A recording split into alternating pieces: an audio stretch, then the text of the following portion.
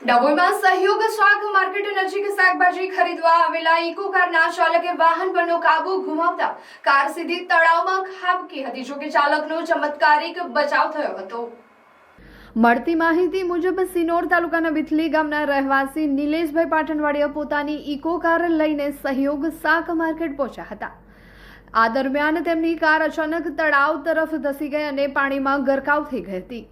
Car તળાવમાં ખાબકતા જ આસપાસના વેપારીઓ અને સ્થાનિક યુવાનો તાત્કાલિક દોડી આવ્યા હતા। સ્થાનિકોની સમય સૂચકતા અને બહાદુરીના કારણે કારમાં ફસાયેલા ચાલક નિલેશભાઈને સુરક્ષિત રીતે બહાર કાઢી લેવામાં આવ્યા હતા।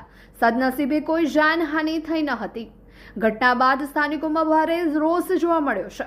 સહયોગ શાક માર્કેટ જેવા વ્યસ્ત વિસ્તારમાં તળાવની ફરતે સુરક્ષા માટે રેલિંગ કે પ્રોટેક્શન વોલ ન હોવાના કારણે અકસ્માત સર્જાયો હોવાના આક્ષેપ કરવામાં આવી રહ્યા છે।